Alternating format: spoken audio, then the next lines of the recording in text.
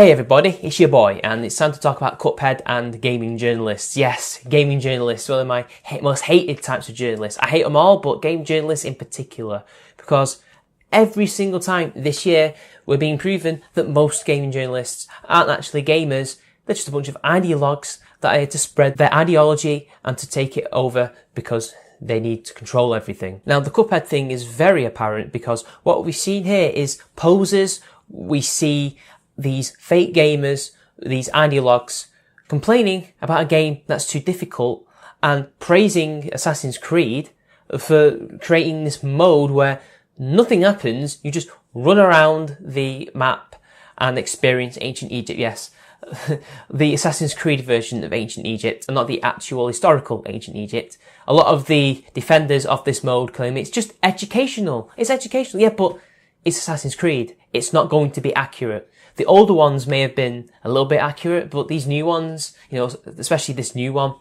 no, they're really not. I mean, when you have mixed gendered gangs in Assassin's Creed Syndicate, even though it's pretty clear from real life today and in gangs from the time, Manchester, for example, had their own type of gangs, though I can't remember their name.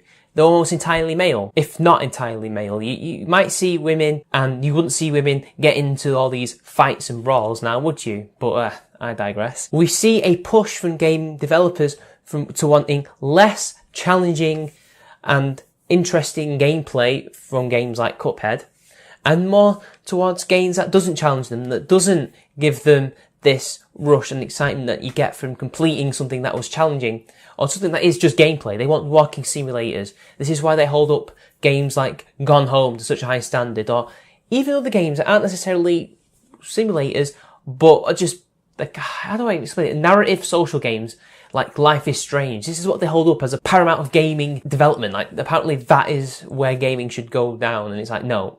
That is not the route we should go down. You lot can't play games. You lot are being exposed for what you truly are as a bunch of ideologues who don't play games but are commenting on said games because you just want to control the community for your own ideology's purpose.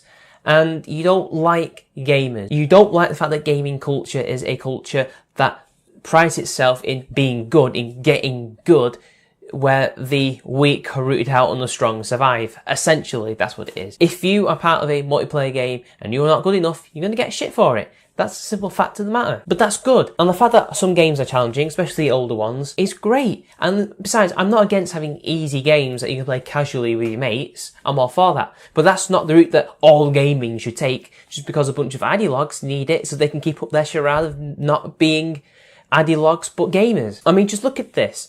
Recently, people have been complaining for a couple of years now that games are actually getting more simplified, they're getting more casualised, they're becoming easier.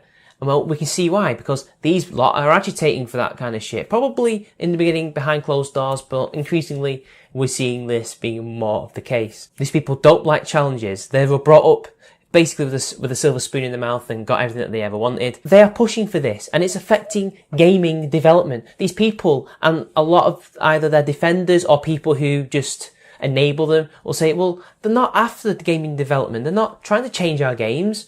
They're just pointing out criticisms. Like, well, look, Nick Sarkeesian is going to game developers and to their companies and their publishers and talking to them. We see that these people are in bed with each other and they're talking to each other, and they shell for each other, and we're seeing this. We're seeing gaming development be influenced by these people, and it's detrimental. People are going to start buying these games. The industry's going to fall apart if gaming goes the way it's going. I mean, not only are they defending horrible business practices like loot boxes and microtransactions in $60 games, and also the practices where they literally cut games apart and sell them off as DLC, so you basically get a base game that's a skeleton, but they're also trying to essentially promote this dumbed down version of gaming. But anyway, what can we do about this? Well, all we can do is just keep calling them out and promoting game developers that don't do this sort of game development.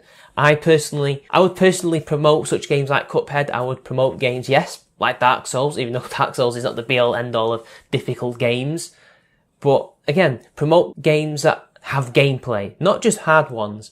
Promote games that are true games that don't push this horrible consumer practice and aren't going to cater to these ideologues who want easy games to play to keep up their charade. Anyway, until next time, I'll see you all later.